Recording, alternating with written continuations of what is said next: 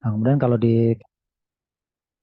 ya, kalau dikaitkan dengan teori relativitas gitu ya. Nah, kira-kira kalau gerakan elektron ini sifatnya relativistik atau tidak? Nah, gitu ya. Biar nggak sepi sih saya biasa nanya. Siapa nih ya? Yang di bawah sana April, Wadia, PJ-nya.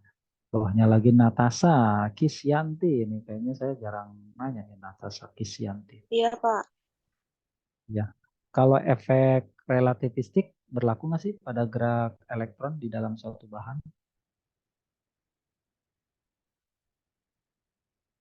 Gimana, Berlaku. Pak? Efek Ah, relativistik berlaku buat apa, Pak? iya, berlaku tidak pada gerak elektron di dalam bahan?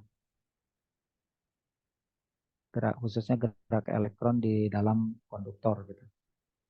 Berlaku nggak efek itu? Efek relativistik tahu ya? Kan fisika Iya. modern saudara udah efek relativistik gitu. Apa itu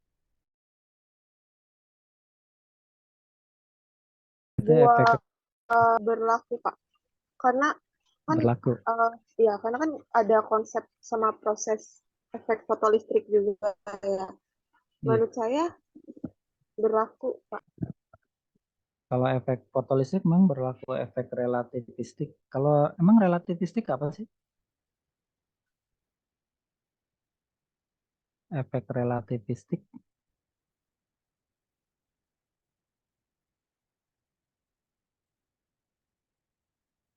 mungkin teori relativistik khusus Einstein gitu ya. Ada dua postulat yang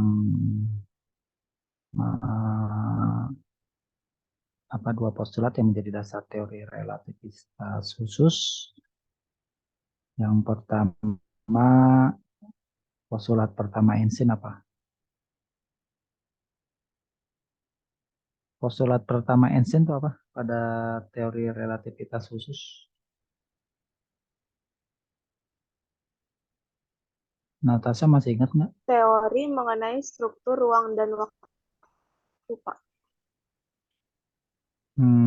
Teori mengenai struktur ruang dan waktu. Ya, dan itu dasarnya itu adalah dari postulat Einstein ya, terkait dengan teori relativitas khusus.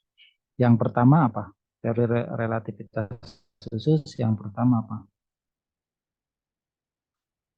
Semua hukum fisika, semua hukum alam berlaku sama ya untuk semua kerangka acuan gitu kan. Iya, Pak. Itu kan. Nah, yang kedua apa? Kecepatan cahaya yang merambat di ruang hampa udara atau ruang vakum bernilai sama untuk semua kerangka acuan inersia. Apakah hanya berlaku untuk kerangka acuan inersia saja? Kecepatan cahaya itu sama? Iya, Pak. Kalau dengan kerangka tidak inersia berlaku. Enggak, Pak. Karena Einstein cuma nyebutin bernilai sama untuk semua kerangka acuan inersia. Iya. Ya, tapi nanti saudara bisa lihat di teori relativitas umum ya. Kalau teori relativitas khusus, ya bunyinya seperti itu. Hanya berlaku pada kerangka acuan inersia atau kerangka acuan lembab.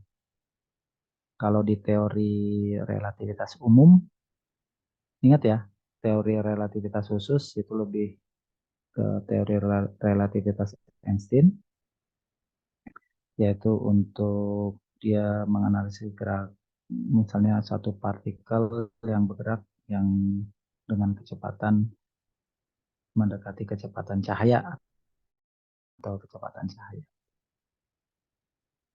Sementara kalau teori relativitas umum, bahwa semua hukum fisika berlaku sama, baik untuk kerangka acuan yang inersia maupun yang bukan inersia. Gitu. Terus ada lagi tuh yang kedua. Ya nanti dibaca lagi untuk teori relativitas. Ya ini ya Kalau konsekuensi dari postulat Einstein teori relativitas khusus Einstein itu kan konsekuensinya pertama misalnya bahwa kesimultanan, keserempakan itu yang tadinya absolut dalam pandangan fisika klasik, maka menurut pandangan fisika modern, fisika kuantum menjadi relatif gitu ya. Jadi keserempakan itu adalah relatif.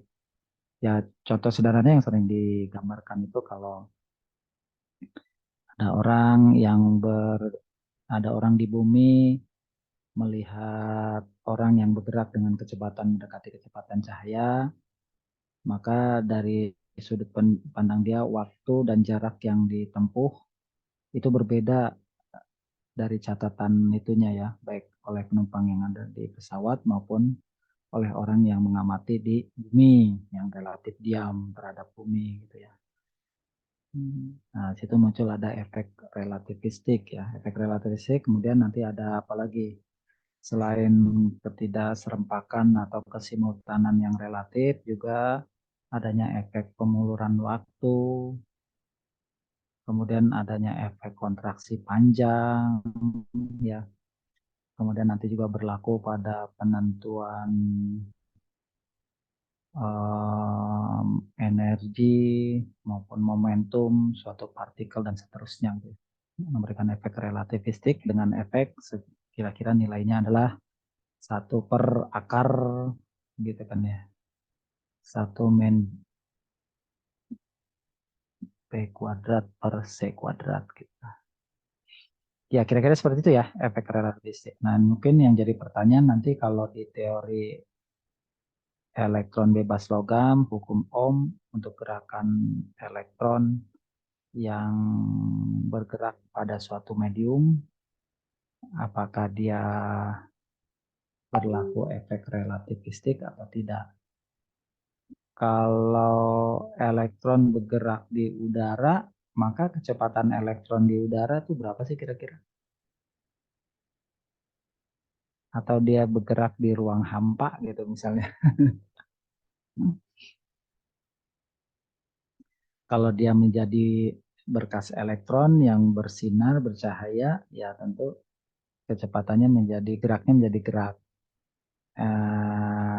gelombang elektromagnetik dengan kecepatan cahaya ya, C. Tapi kalau dia ada di dalam bahan, apakah misalnya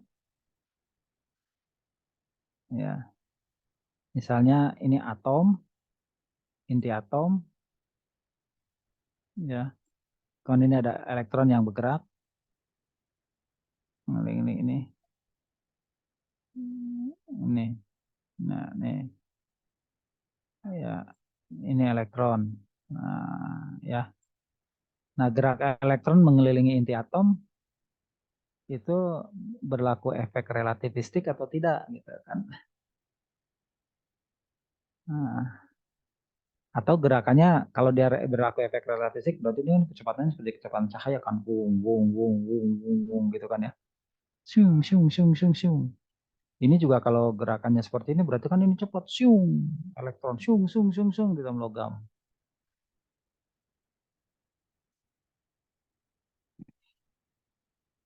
Nah, ya nanti dilihat lagi ya apakah gerak elektron di dalam bahan itu ada efek relativistik atau tidak gitu ya. Nah, kalau yang kira-kira coba jawabannya sebelum kita lanjut nih masih panjang nih di bawah Vira Dermawan.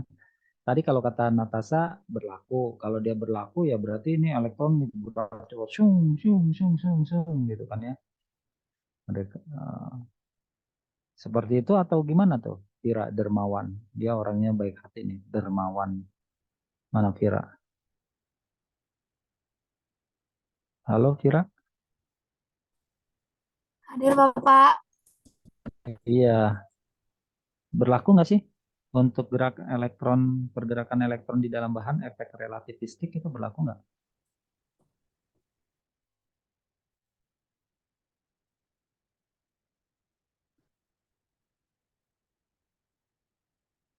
Ya, sebetulnya efek relativistiknya adalah kecil. Ya, nanti coba dibaca lagi ya. Mungkin ada pendapat yang lain coba temennya. Yang cowok mana yang cowok? Ini kita walaupun kuliah Zoom nih, kita saling tanya jawab dong biar cepat gitu. Ya, efek relativistiknya jadi ya kalau gerakannya seperti cahaya maka sebetulnya nih udah. Kalau logam itu dia punya resistivitas nggak sih? Penghantar listrik logam, misalnya tembaga, dia memiliki resistivitas nggak? Pasti ada ya, walaupun dia penghantar yang baik, dia akan memiliki resistivitas. Ya, walaupun nilai resistivitasnya jauh lebih kecil dibandingkan dengan isolator, gitu ya.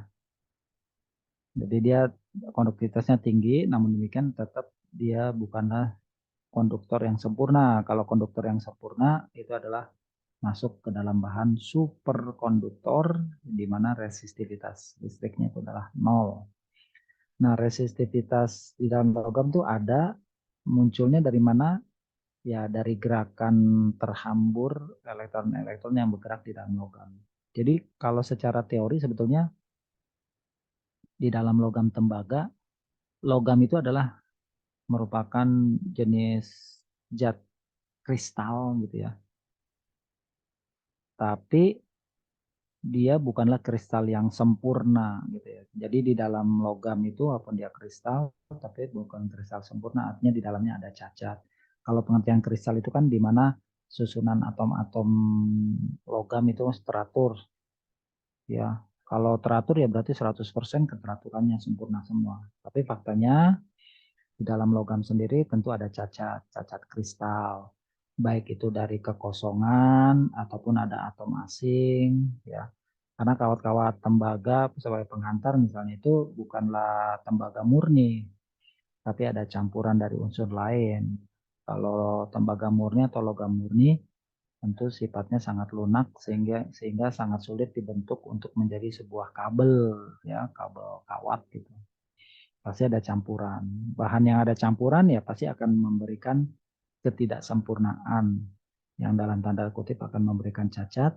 Cacat tersebut tentu akan mengganggu gerakan elektron konduksi di dalam bahan tersebut. Selain itu cacat juga akan muncul adanya pori, rongga, void ya, ataupun adanya retakan di dalam material dan sebagainya. Itu yang akhirnya memang logam meskipun dia sebagai penghantar dengan konduktivitas listrik yang tinggi, tapi tetap dia memiliki derajat resistansi tertentu. Ada tetap ada resistansinya. Semakin panjang kawatnya ya resistansinya juga akan semakin besar gitu ya, betul nggak? Nah, ini juga alasannya kenapa misalnya kalau pembangkit listrik tenaga air misalnya yang di Jatiluhur ingin mengirimkan energi listriknya ke Jakarta, kan kabelnya sangat panjang. Saudara bisa bayangkan resis. Kalau dari hukum Ohm, nilai hambatan listrik itu kan apa?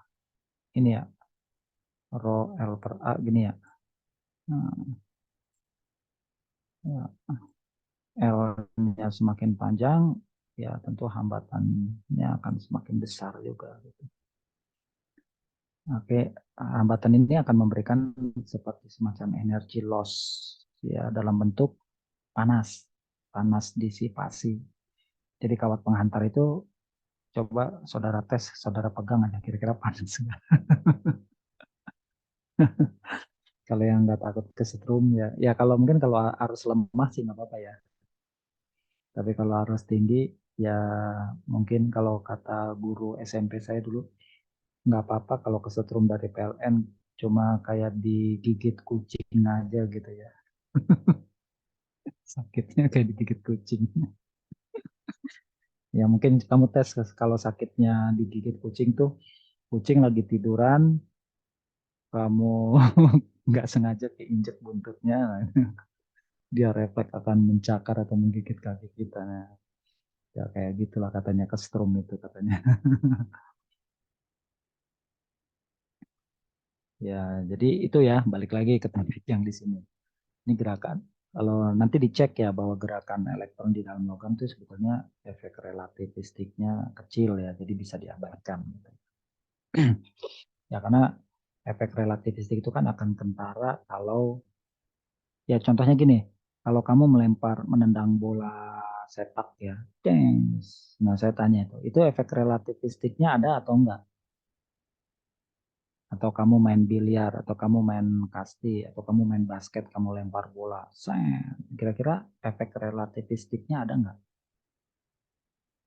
Atau kamu bawa motor, bawa naik sepeda atau bawa mobil, jalan dengan kecepatan 100, kalau mobil di tol misalnya 100 km per jam, efek relativistiknya ada nggak?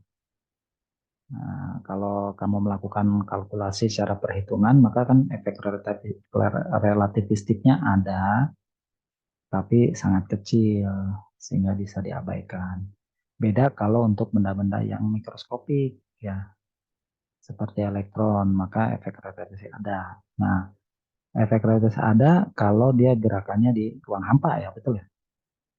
Kalau dia gerakannya di dalam medium, apakah efek relativistiknya ada? Apa maksudnya besar atau kecil gitu ya. Nah, nanti tolong dicek gitu ya. Untuk kuliah gelombang ini mungkin saya fokus bahwa gerakan elektron di dalam logam itu akan mengalami disipasi hambatan gitu ya. Disipasi hambatan sehingga dia sebetulnya kalau di dalam logam itu sendiri akan semakin banyak hamburan-hamburan yang dilakukan oleh ion logam maupun oleh getaran kisi logam ya. Teori logam itu mengatakan atom-atom itu kan sebetulnya tidak diam dinamis ya.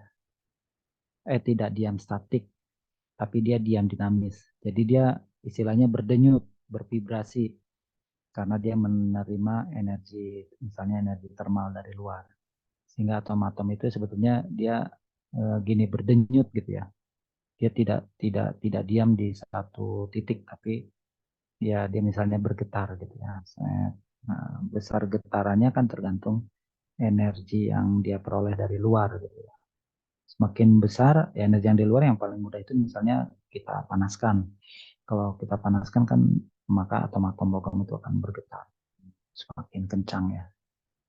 Semakin kencang. Nah getaran itu akan kalau di teori kristal itu akan menghasilkan suatu getaran kisi. Jadi bukan lagi getaran atom.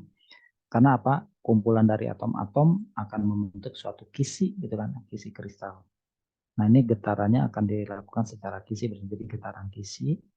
Nah, getaran kisi ini nanti dia akan memberikan, dia akan menghalau, menghambur elektron yang bergerak melewatinya. Jadi semakin panjang elektron melintasi suatu bahan, ya tentu getarannya juga akan semakin banyak. Ya, semakin banyak elektron akan terhambur gitu ya. Karena itu, kalau dari teori gelombang kita lihat, saya ke bawah, ini, ya, ini ke bawah. Nah, ini gambarannya seperti ini. Ya, ini mempelajari bagaimana perambatan gelombang elektromagnetik pada konduktor dengan nilai konduktivitas yang besar ya, misalnya seperti tembaga, ya logam lah ya. Kita lihat ini gerakan gelombang elektromagnetiknya pada ruang bebas gitu ya. Begitu dia masuk ke dalam medium konduktor, kita lihat amplitudonya tiba-tiba langsung mengecil, mengecil sampai dia hilang. Ah, gini. Jadi dia hanya mampu, ini permukaan logam, ya. Jadi dia hanya mampu menembus kedalaman sekian aja gini. Nah, gitu. Ya. Jadi tadi ada dua hal, ada dua hal. Kalau misalnya kalau pakai teori elektron sebagai partikel, bahwa Kalau di bagian dalam logam, maka elektron itu akan semakin banyak terhambur oleh getaran kisi, ya, ataupun terhambur oleh cacat-cacat kristal, ya, misalnya entah itu ada atom asing ataukah ada kekosongan, void ataupun pori dan sebagainya, ataupun retakan gitu ya. Jadi akan sangat sulit sekali elektron di dalam logam itu bergerak menembus logam, menembus bahan. Kemudian kalau kita memandang elektron sebagai gelombang elektromagnetik, ini kita lihat teori dari gelombang elektromagnetik. Ini adalah gerakan gelombang elektromagnetik di dalam ruang bebas. Begitu dia melewati suatu permukaan logam, maka dia hanya mampu menembus sekian. Dengan ya nilainya ini masuk dalam kategori yang kita sebut sebagai skin depth. Jadi dia hanya mampu menembus tipis saja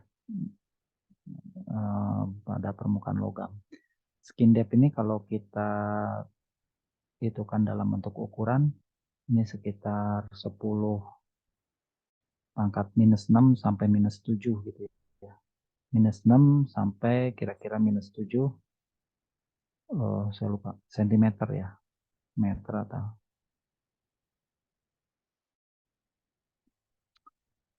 Nanti dicek ya, kira-kira pokoknya sangat kecil sekali. Ya, 10 minus 6, ya, jadi kira-kira berapa? Kira-kira 1 mikro lah ya. Ya, kira-kira 1 mikrometer. Ya, saudara bayangkan kalau 1 mikro, kalau saudara punya penggaris yang 30 cm, skala yang terkecilnya itu adalah kira-kira 1 milimeter. Ya, 1 milimeter. Nah, ini kemampuan gelombang elektromagnetik untuk menembus permukaan logam itu kira-kira hanya 1 mikrometer. Kamu bisa bayangkan tipisnya gitu ya. Tipisnya yang bisa ditembus oleh gelombang elektromagnetik. Makanya disebut sebagai skin depth ya. Ya tentu nanti seberapa kuat dia bisa menembus tergantung pada nilai konduktivitasnya. Nah mungkin untuk pertanyaannya, kira-kira kalau bahannya itu adalah isolator, misalnya bahannya plastik atau polimer,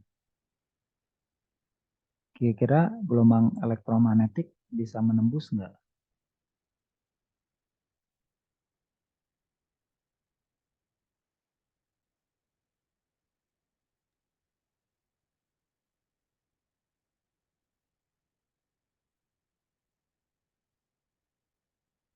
Bimo mana Bimo? Ada Bimo, Bimo Dwi Darmawan. Wah ini pasti temennya tadi ya. Siapa Darmawan tadi? Iya Darmawan Ya Prab. Pak, maaf. Bimo gimana Bim? Kalau Apa kalau bahan isolator itu bisa ditembus gelombang elektromagnetik nggak? bahan isolator apa? Iya. Kalau bahan konduktor kan tidak bisa. Kalau bahan isolator bisa nggak? Eh, menurut saya sih apa ya?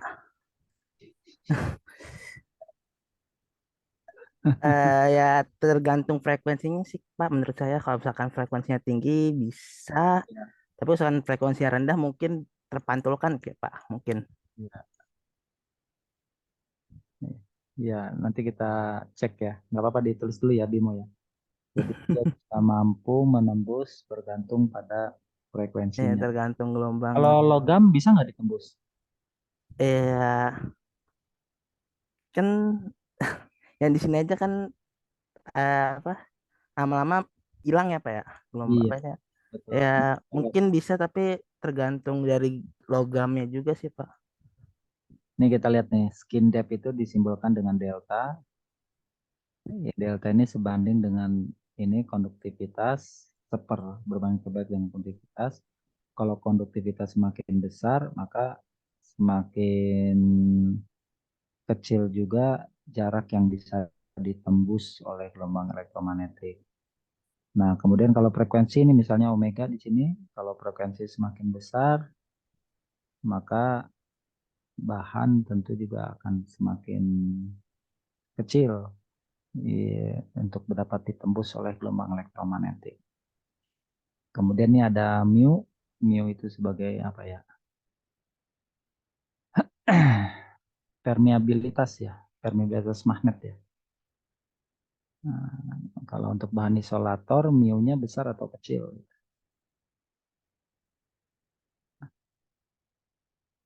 Ya, baik. Untuk yang isolator nanti akan kita bahas selanjutnya. Sekarang kita konduktor dulu ya. Tadi konduktor kalau sebagai partikel mungkin juga tidak akan bisa jauh bergerak elektron di dalam logam.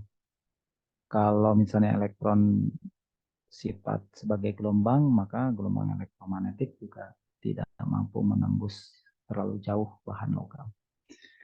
Nah, pertanyaan yang menarik, kalau misalnya punya kawat penghantar, maka hantaran listrik pada kawat tersebut itu dilakukan melalui mekanisme gerakan elektron di dalam logam atau gerakan gelombang elektromagnetik. Nah, itu pertanyaannya. Gimana, Bim? Punya pendapat nggak, Bimo?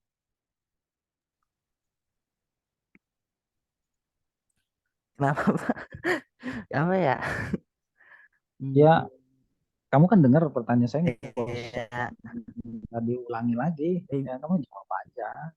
Sekarang pertanyaannya, berarti gerakan arus listrik di dalam kawat penghantar apakah melalui mekanisme gerak partikel elektron, apakah melalui mekanisme gerak gelombang elektromagnetik elektron gitu. kayaknya sih elektron ya, Pak ya. Untuk apa? Untuk kurang yakin juga sih, Pak. Bingung. Ya, tadi sih sebetulnya mungkin kata kuncinya gini aja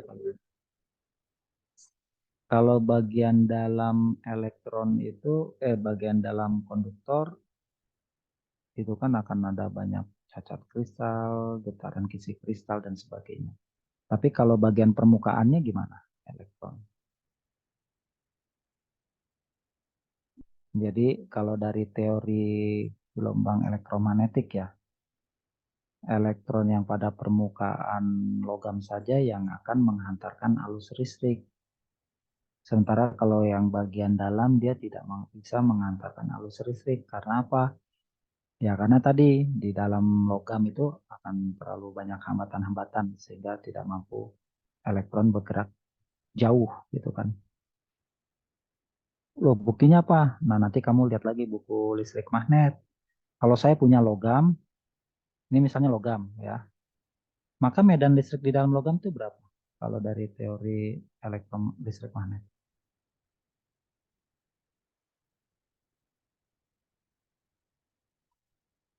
Medan listrik di dalam logam itu berapa sih?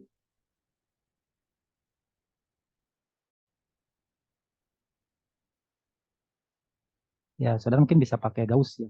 Misalnya di dalam logam ini ada ditaruh muatan positif ya atau ditaruh muatan negatif. Nah, kira-kira medan listrik di dalam logam itu seperti apa?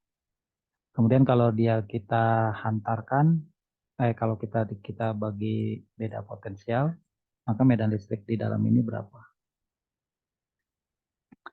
Ya, kalau ini kan kita udah bicara muatan listrik yang bergerak. Sekarang bicara muatan statik aja di teori itu. Saudara bisa lihat, kalau di dalam logam, medan listrik itu sama dengan 0 di dalam logam ya. Nanti tolong cross check ya, Pak. Ya, di dalam. Jadi kalau E-nya 0 kan tentu tidak ada arus listrik gitu kan ya. Nah, jadi kalau gitu arus listrik kalau dia di dalam logam itu arus listrik tidak ada, medan listriknya 0, maka arus listrik dialirkan lewat mana? Ya berarti dia lewat permukaan logam. Ya, elektron-elektron pada permukaan logam akan mengantar arus listrik. Dan ini sejalan dengan teori gelombang elektromagnetik yang tidak bisa menembus logam. Dia bisa menembus hanya dengan kedalaman tembusan yang kecil, ya, dalam order skin depth, ya, dalam order mikrometer. Jadi kalau ini ada logam, maka gelombang elektromagnetik itu merambat pada permukaan logam gini. Gitu, ya. Kalau ilustrasinya coba, kalau kamu misalnya punya ilmu bisa mengecilkan diri kayak Ant-Man gitu ya, manusia semut. Coba kalau ini ada kawat dihubungkan dengan tegangan gitu ya. Coba kamu masuk ke dalam ini dengan kamu berdiri pada permukaannya. Kira-kira kamu akan kesetrum di mana?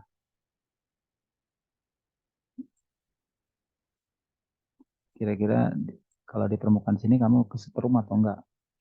Bandingkan dengan orang yang ada di dalam logam.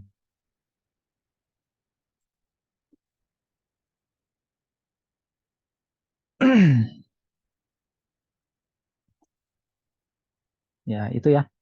Mungkin ada yang mau ditanyakan, silakan. Terkait dengan teori gelombang elektromagnetik di dalam bahan, khususnya bahan logam.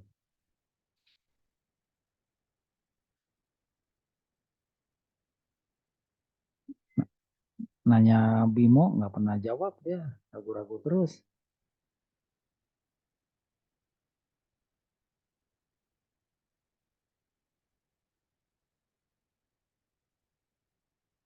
Izin bertanya, Sekarang, Pak.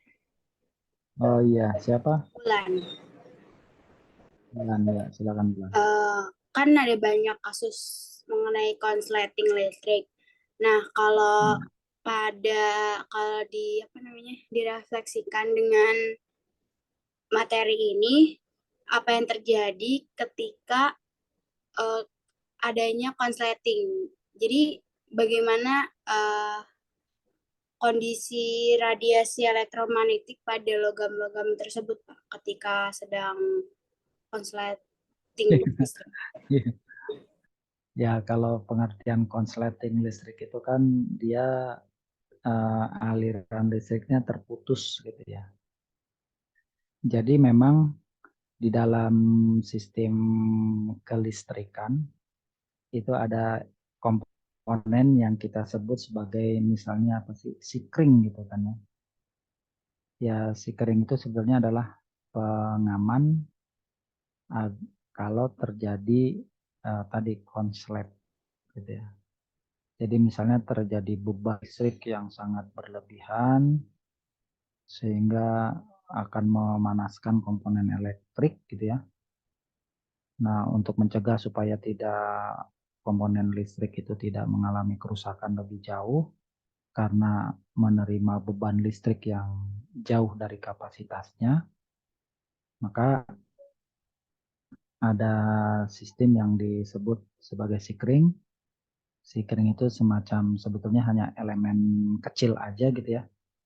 Jadi kalau saya gambarkan kira-kira ilustrasi sederhananya ya,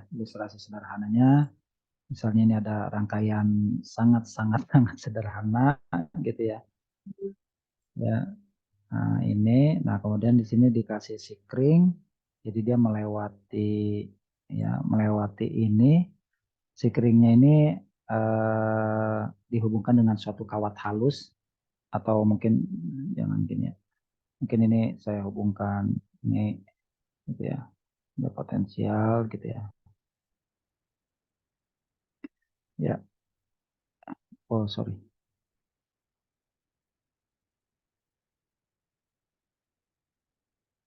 Ya, ini misalnya kabel listrik gitu ya, kabel listrik yang besar gitu ya. Ini juga kabel listrik yang besar gitu ya, dihubungkan dengan beda potensial. Ya, ini kabel listrik yang besar gitu ya. Nah, kemudian di antara ini dihubungkan dengan suatu sistem yang disebut misalnya sikring dengan kawat halus gitu ya. Ya, kawat halus. Nah, kalau beban tegangan yang diberikan pada rangkaian ini sesuai dengan peruntukannya, ya sikring ini akan nanti jenisnya beda-beda ya, tergantung kita penggunaan dayanya berapa. Nah, nanti si kawat halus ini bersesuaian dengan maksimum daya yang diperkenankan untuk diberikan dalam rangkaian. Kalau dia melebihi, maka ini kan nanti akan berdampak buruk, terjadi pemanasan dan sebagainya, sehingga akan membakar komponen-komponen yang lain. Nah, agar supaya tidak terjadi kerusakan yang lebih parah, maka si kering ini secara otomatis kalau dia menerima beban yang lebih besar dari yang seharusnya, maka dia akan putus, gitu ya, akan putus, gitu ya, si keringnya. Atau mungkin kalau si kering sekarang pakai stop kontak gitu ya, jadi otomatis kalau bebannya terlalu tinggi dia akan jatuh, plek, akan mematikan. Ya, jadi disebut sebagai konslet, gitu ya. Atau yang kedua ya tadi kalau sistem pengamanannya nggak ada, yang terjadi konslet itu ya akan terjadi bakaran karena tadi kalau misalnya sistem sikring tidak bekerja dengan baik, ya walaupun beban listrik yang masuk ke dalam rangkaian listrik, komponen listrik itu melebihi batas kemampuannya, kemudian di saat yang bersama mungkin sikringnya itu rusak atau apa ya tidak bekerja, terus saja dia on, ya akan terjadi kebakaran sehingga ya akan memutuskan aliran listrik. Konslet, seret gitu. Kalau konsletnya ada di dalam komponen selain sikring, ya tentu komponennya akan rusak gitu kan ya, kebakar nggak bisa dipakai lagi gitu. Tapi kalau di sikring, ya sikring yang kan kalau yang sikring sisinya pakai kawat, ya sikringnya akan diganti atau ya biasanya kalau orang Indonesia pintar ngotak-ngatik, dikasih aja kawat halus lagi gitu ya, sehingga dia bisa bekerja lagi.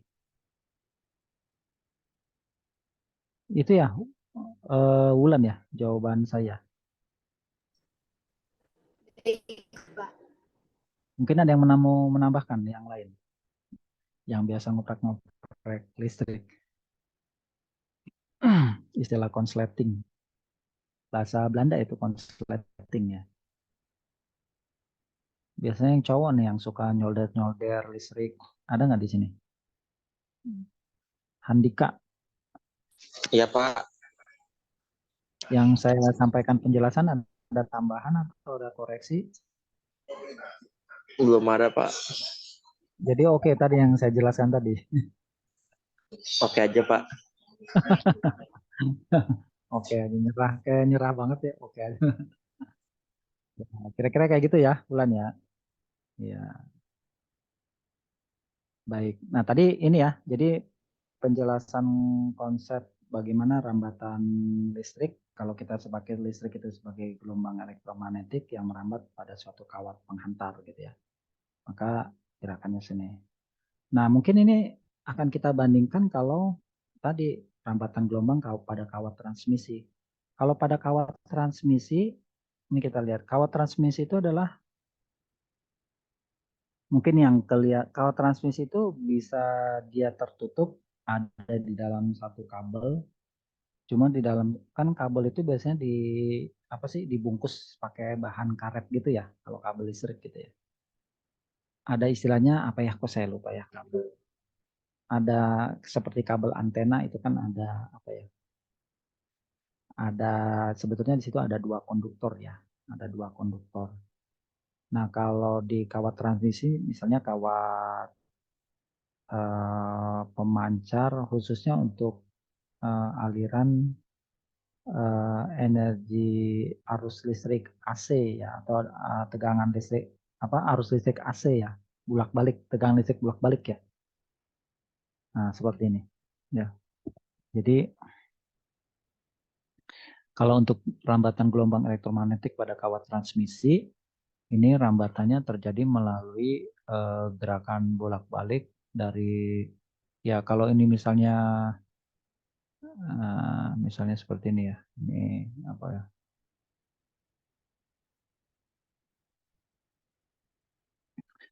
Ya, jadi pada suatu generator dia dihubungkan dengan dua buah kawat di mana generator tersebut nanti dia akan bekerja dengan cara merubah polarisitas dari kedua kawat tersebut secara periodik gitu ya. Jadi secara periodik ya, misalnya nih pada mulanya dia seperti ini, yang bagian di sini ya ini adalah positif, yang ini adalah negatif ya, arus mengalir dari sini ya. Kemudian pada setengah periode berikutnya polaritasnya berubah, ya ini yang tadinya positif ini negatif, ini jadi positif sehingga arus mengalir ke sini. Terus gerakannya kan bolak-balik, berubahnya periodik bolak-balik sehingga dari sini kemudian akan menghasilkan suatu gelombang karena akibat adanya gerak osilasi dari muatan listrik pembawa. Gerakannya seperti ini karena di setiap titik polaritasnya terus berubah karena tadi digoyang oleh generator listrik AC tentunya ya, arus bolak-balik gitu ya. Nah ini gerakannya rambatannya ke arah kanan ya, dan ini merupakan juga sebagai aliran energi gelombang elektromagnetik. Nah ini prinsip rambatan gelombang elektromagnetik pada kawat transmisi. Jadi kalau gambaran dari sini kita lihat, oh ternyata untuk merambatkan gelombang elektromagnetik pada suatu bahan, khususnya pada kawat transmisi, dibutuhkan dua kawat gitu ya. Ini kawat yang satu yang bagian atas, ini kawat satu yang bagian bawah, di mana antara keduanya polaritasnya di setiap titik bisa dikontrol dengan menggunakan generator listrik bolak-balik seperti ini. Ya. Nah, sehingga ini gerakan rambatan gelombang tegangannya, ini gambarannya kira-kira seperti ini. Hal yang sama kalau kita bicara arus listrik gitu ya. Arus listriknya juga sama. Karena itu nanti persamaan gelombang elektromagnetik untuk tegangan itu kira-kira identik dengan rambatan gelombang elektromagnetik pada arus gitu ya. Nah, pertanyaan selanjutnya tadi di awal saya bahas pada kawat tunggal gitu ya. Kawat tunggal seperti ini, gelombang elektromagnetiknya merambat seperti ini. Gitu ya. Yang ini pada seperti ini. Ini di bagian permukaannya saja ya. Nah, kalau dibandingkan dengan konsep ini kira-kira benar atau enggak? Bahwa gelombang elektromagnetik merambat melalui kawat transmisi itu gambarannya kayak gini. Jadi istilahnya membutuhkan dua. Jadi nggak bisa kalau hanya satu kawat. Gitu.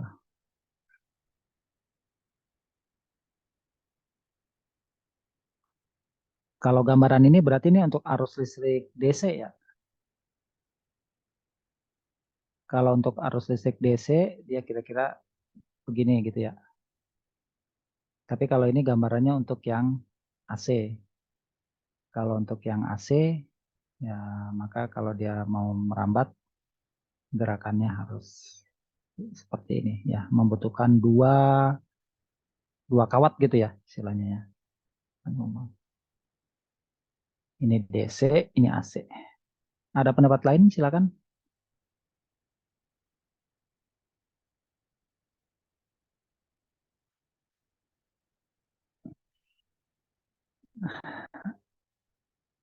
Aduh, kalau Zoom gini saya bawanya ngantuk ya. Mau bercanda takut nggak lucu, mau bercanda takut nggak ada yang denger, gimana nih? Nggak bisa lihat wajah gitu kan. Ya, nanti tolong dicek lagi ya. Jadi kalau arus DC, gerakan elektron gelombang elektromagnetiknya pada permukaan. Kalau pada AC, ya dia mekanismenya harus seperti itu. Nah ini di dalam kabel itu apa ya istilahnya? Kok saya lupa ya. Tolong bantu saya mungkin kabel apa sih yang seperti kabel antena itu, yang di dalamnya ada dua logam gitu ya. Jadi ada kawat listrik yang isinya hanya satu kawat aja gitu ya. Hanya satu kawat aja, misalnya kawat tembaga. Mungkin yang main-main listrik ini ya. ada juga yang dia terdiri 2 silinder ya. Ya, ini logam pertama ya ditutupi plastik gitu ya, karet gitu ya. Logam keduanya ada di tengah-tengah sini gitu ya. Nah, jadi semacam gini nih. Ini logam pertama, ini logam kedua. Nanti rambatan gelombang elektromagnetiknya main-main seperti ini. Polaritasnya kita berubah sehingga dia akan bergerak seperti gelombang elektromagnetik pada suatu kawat transmisi. Ada juga kabel yang isinya kawatnya serabut gitu ya. Jadi ada yang kawat tembaga tunggal, atau ada juga di sini yang tunggal, ada juga yang isinya 2 gitu ya. Ada juga yang isinya serabut gitu ya.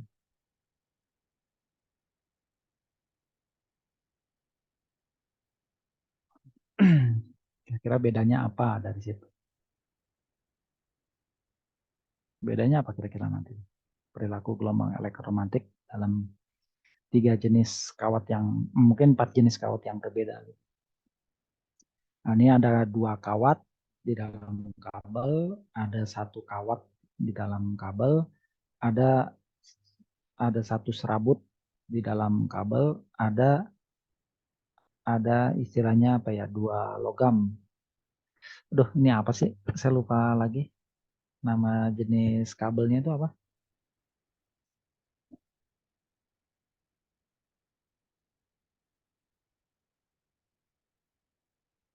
Lupa saya kok apa ya namanya ya. Gitu.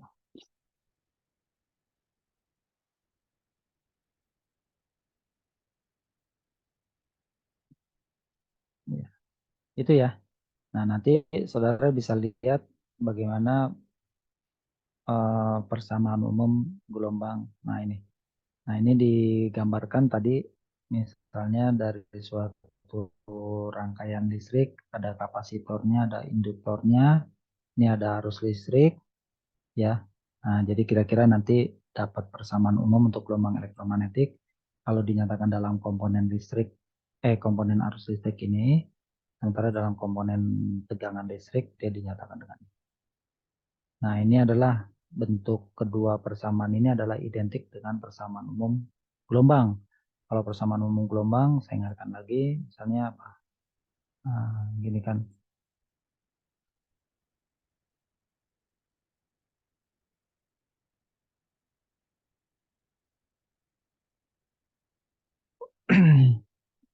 Apa ya? Ini super V ya. Super V kuadrat ya. Ini 1 nih.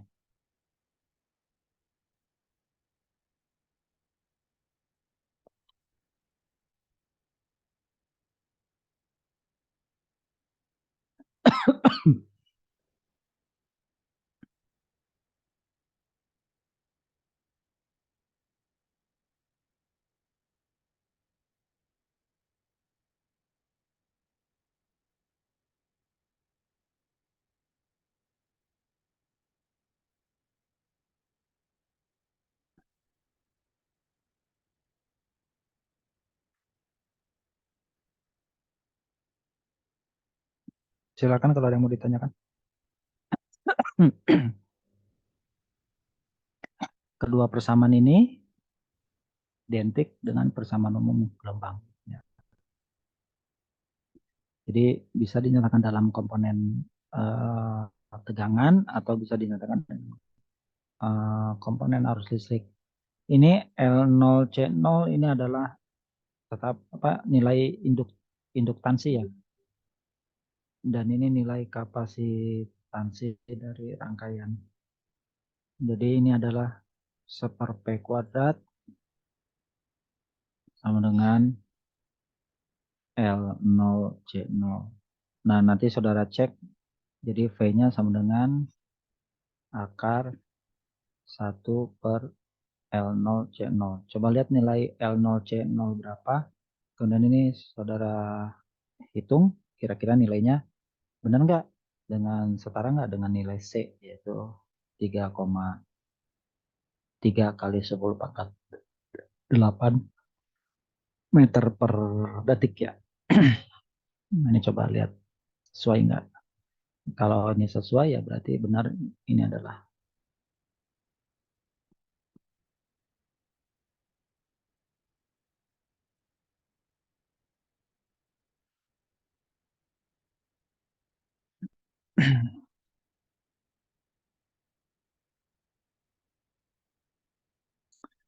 dengan fungsi solusi ini persamaan solusinya ini ya, solusinya itu adalah ini ya, sementara persamaan ini solusinya adalah ini.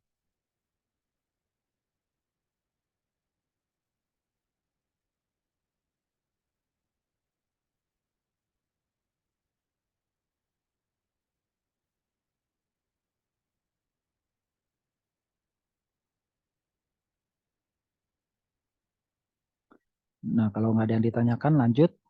Rambatan gelombang elektromagnetik pada konduktor dan isolator. Nah, kalau kita bicara elektromagnetik, maka isolator itu biasanya digunakan dengan istilah dielektrik gitu ya. Semakin tinggi nilai isolator, maka semakin tinggi nilai dielektriknya gitu ya. Betul ya?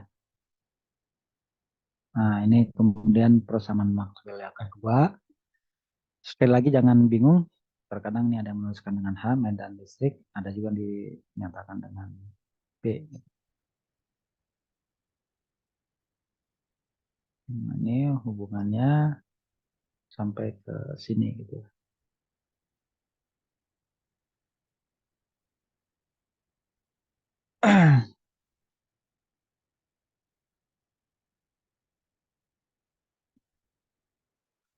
Nah, mungkin ini untuk menentukan bagaimana gelombang listrik itu bergerak di dalam satu bahan konduktor atau isolator, maka ini dibuat ilustrasi gambaran untuk mengujinya seperti ini.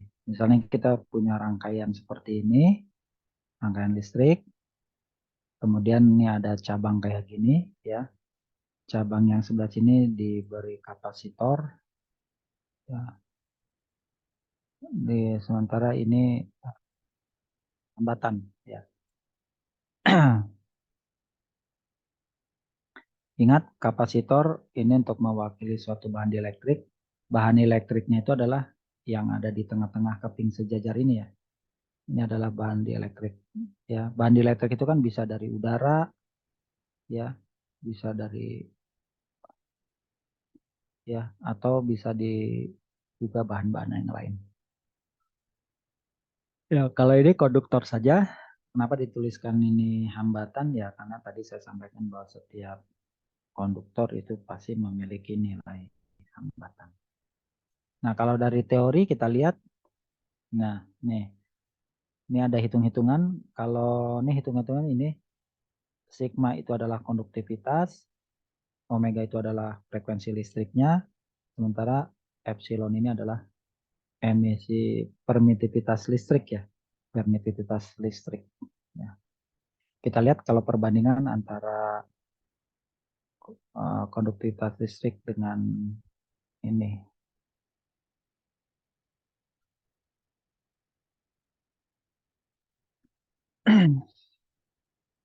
Kalau perbandingannya lebih besar itu 100, itu adalah dia bersifat konduktor. Tapi kalau perbandingan sebaliknya, kalau perbanding ini dibalik ya. Kalau ini kan tadi sigma per omega epsilon, kalau ini omega epsilon per sigma. Itu lebih dari 100, maka ini adalah bahan dielektrik. Nah, sekarang pertanyaan, kalau ini saya kasih arus listrik ke sini, kira-kira arus listrik ini lebih banyak yang lewat sini, atau lebih banyak lewat yang sini, atau sama keduanya?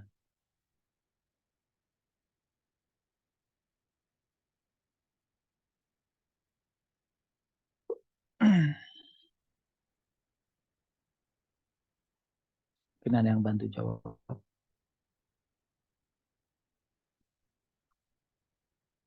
Fitri, Puji, Astuti.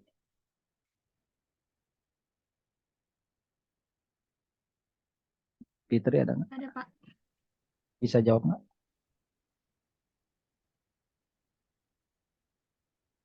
Tadi gimana, Pak?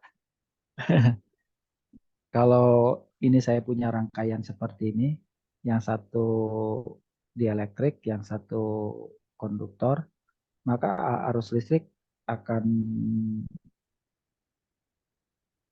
Yang konduktor mengalirkan. ya akan Yang konduktor. dibandingkan dengan yang elektrik, dibandingkan dengan yang dielektrik ya. Hah. Ya.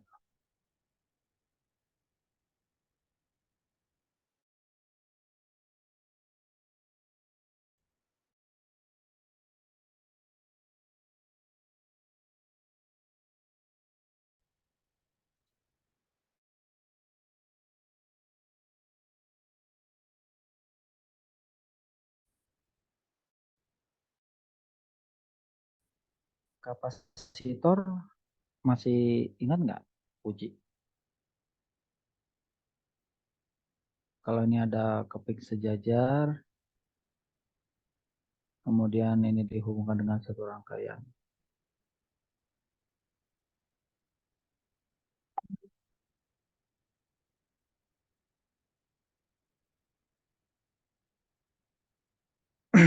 Misalnya ini ada V, ya, arus listriknya mengalir ke sini, ini arus listriknya mengalir ke sini, di sini ada kapasitor. Kira-kira arus listrik bisa nyebrang ke sini nggak?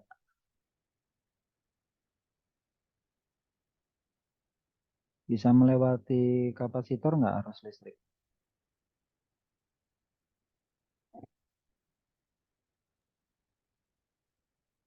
Iya bisa, Pak. Gimana caranya? Eh,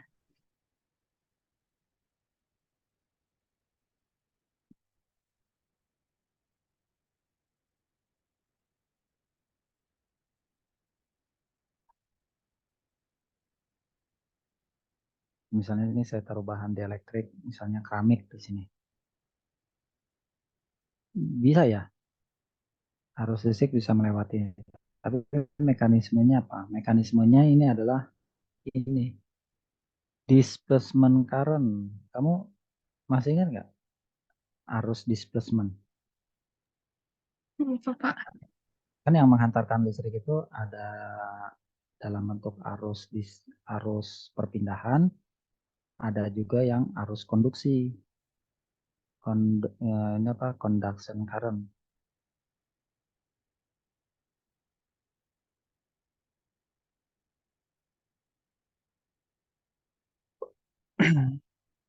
Jadi ada arus displacement, ada arus konduksi. Arus konduksi itu biasanya di dalam logam. Kalau arus displacement itu biasanya pada bahan isolator atau bahan dielektrik. Teori displacement seperti apa? Ya baca lagi buku listrik magnetnya ya. Nanti akan terlalu panjang kalau kalau kita bahas itu. Ya. Nah ini ya. Jadi, nah nanti kita lihat ini kalau untuk bahan, misalnya kalau ini saya ganti bahannya isolator, kalau saya bahan ganti isolator kan ininya saya buat kecil kan. Konduktivitas itu kan disimbolkan dengan ini. Ini kan saya buat kecil. Nah, kalau nilainya kecil berarti kan ya, maka ini mungkin nilai perbandingan antara konduktivitas dengan frekuensi dan permitivitas listriknya tidak akan lebih besar sama dengan 100. Angkanya tentu akan berkurang. Sementara ini untuk dielektrik, kalau ininya besar, maka nilai ini tidak akan lebih besar sama dengan 100 gitu ya.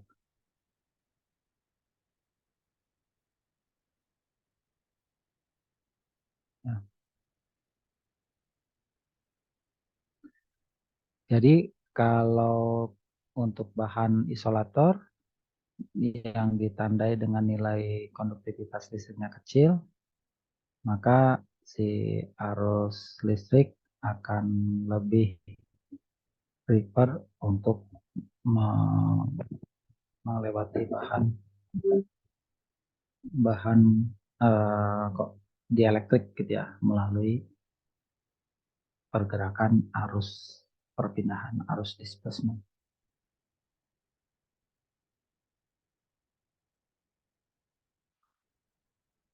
Oh.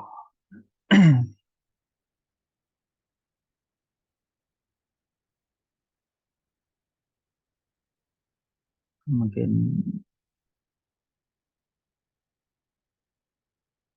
saya stop dulu sambil menunggu pertanyaan. Silakan.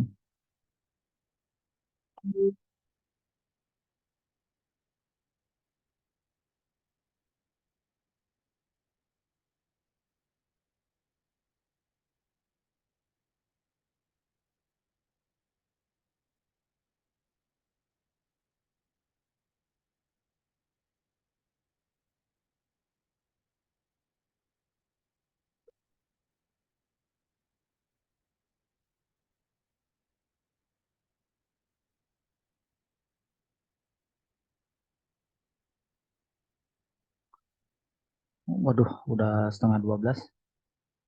Ada yang mau presentasi? Silakan, satu kelompok.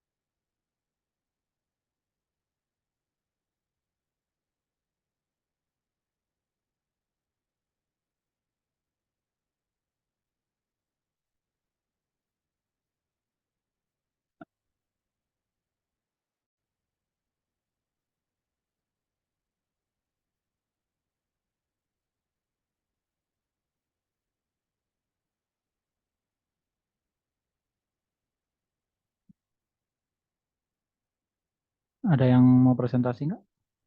Kayaknya belum ada deh, Pak. Belum ada. Oh, apa nih? Sebentar ya, saya lagi cari yang apa nggak ada.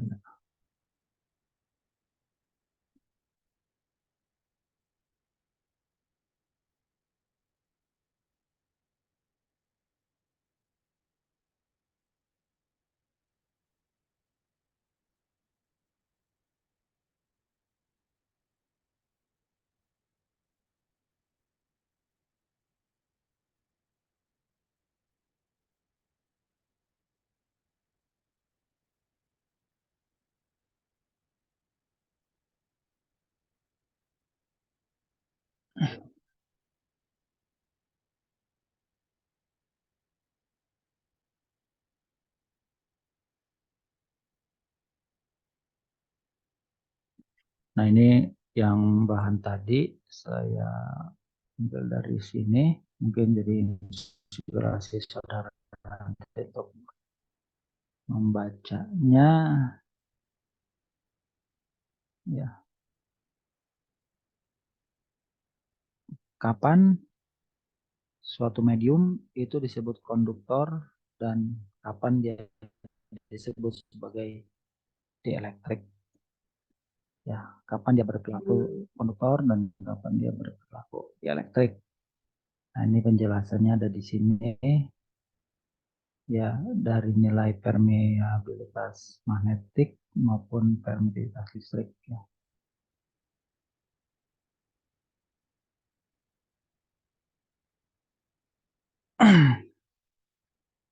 Aduh, mohon maaf ya kalau saya ngantuk banget. Nih, simple circuit showing the response of a conducting medium to an electromagnetic wave. Total current density is divided by the parallel circuit in the ratio sigma per omega epsilon, yaitu the ratio of the conduction current density to the displacement. Nah, ini kan ya. Jadi ini ada istilahnya, mungkin saudara perlu ingat.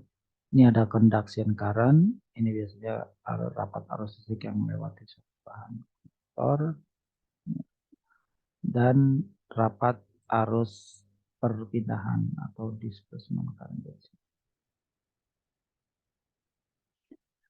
A large conductor, kalau misalnya konduktivitas listriknya tinggi, akan memberikan arus konduksi yang tinggi. Sementara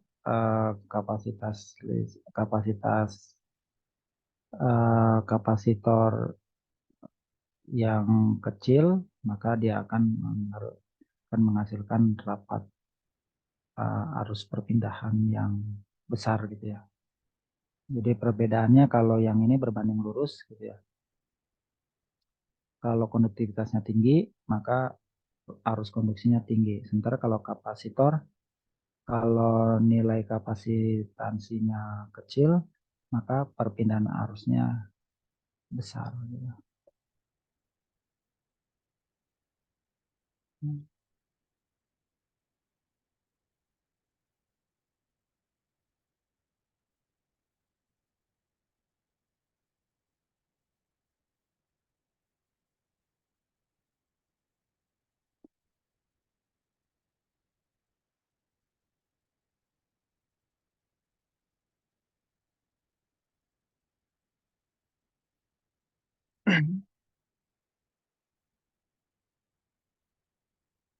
Dan ini ada faktor lain yang juga menyertakan kapan dia bersifat konduktor, kapan dia bersifat dielektrik. Itu adalah frekuensi ya, frekuensi listrik yang diberikan. Untuk konduktor, dengan nilai perbandingan rasio konduktivitas dan permeabilitas listriknya itu lebih besar dari 100. Sementara untuk bahan dielektrik, perbandingan antara omega epsilon per discontinue-nya lebih besar dari 100.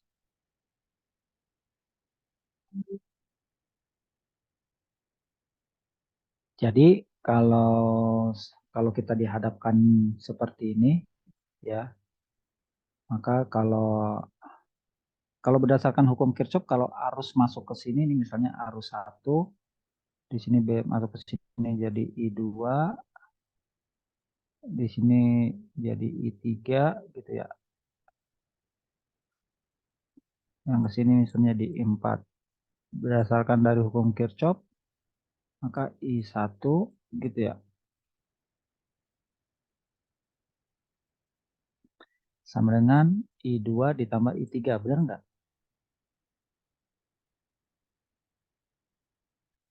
Halo, benar? Halo? Betul, Pak. Iya, betul. Nah, sekarang kalau kasusnya gini, kalau nilai konduktivitasnya tinggi, ya. Di sini ada kapasitor, sini ada nilai logam dengan konduktivitas tinggi, maka arus listrik apakah akan terbagi sama besar untuk I1 dan I2-nya, atau lebih kuat atau seperti apa?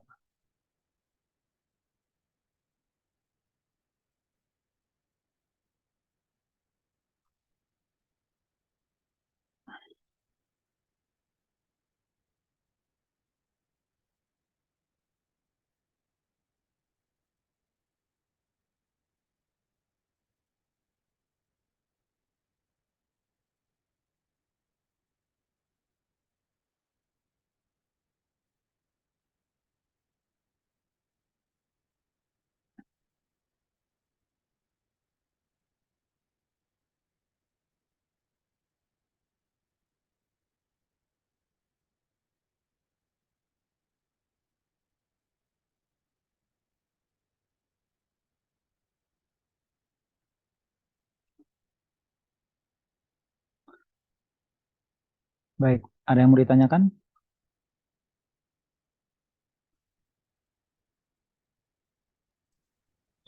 Permisi Pak, boleh minta bukunya Pak?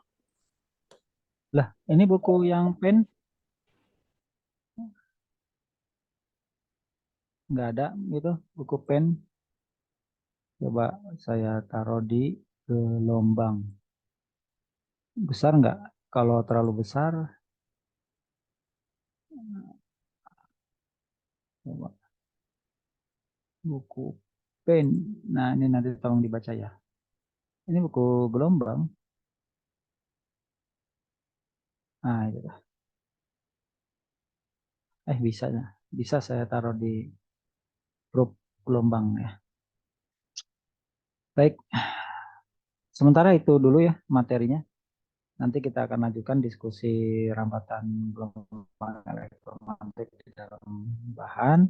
Kemudian nanti kita masuk ke analisis gelombang dengan menggunakan kaidah matematika, Fourier, transform Fourier, dan fungsi fungsi Dirac ya, delta Dirac.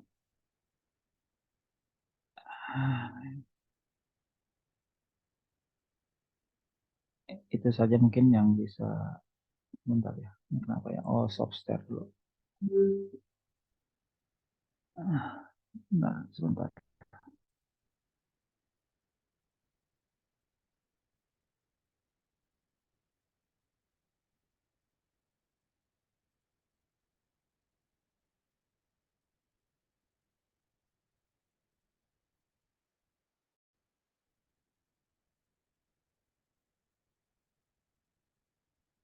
Baik, itu saja mungkin yang bisa saya sampaikan hari ini. Kalau tidak ada pertanyaan lagi, mungkin akan kita lanjutkan besok ya.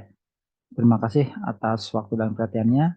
Untuk penutup perkuliahan, mari kita tutup sama-sama dengan mengucapkan hamdalah, alhamdulillahirabbil alamin. Ya, terima kasih. Assalamualaikum warahmatullahi wabarakatuh.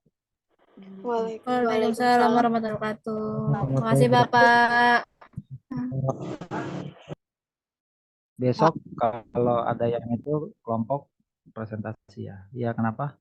Izin tanya, berarti besok jam 10 itu udah pasti atau belum? Ya, boleh. Daring apa luring? Nanti diinfoin lagi, Pak. Ya, baik. Nah, besok sih kalau pagi nggak ada acara gitu. Kita paling masih tetap mempersiapkan. Oh iya, nanti saya lihat ya, jam 10 tuh saya mau ada rapat senat. Jadi memang kan sekarang lagi mau pemilihan rektor gitu. Jadi apa? Kemarin ada masalah yang anggota senat gitu kan, berdasarkan dari peraturan setiap 15 orang dosen diwakili oleh satu orang senat gitu ya. Nah, kemarin jumlah dosen MIPA itu kan 119. Maka karena kita secara hitung-hitungan matematika ya, 119 dibagi berapa ya? Dibagi 15, jadi nilainya dibulatkan menjadi 8, ternyata nggak boleh. Jadi hanya boleh 7, jadi harus dikurangi 1. Nah, jadi makanya mau rapat senat lagi untuk mengurangi 1. Usulan calon anggota senat yang menjadi perwakilan MIPA ke senat universitas. Rapatnya sih mau daring ya, tapi nggak tahu ya kapan ya. Saya masih nunggu-nunggu ininya, belum ada informasi. Kemungkinan rapatnya akan daring. Jadi kalau ya nanti saya informasikan juga lah ya besok ya, kita saling komunikasi. Baik, itu saja mungkin. Terima kasih atas waktu dan perhatiannya. Izin saya lab dari grup. Terima kasih. Terima kasih Pak.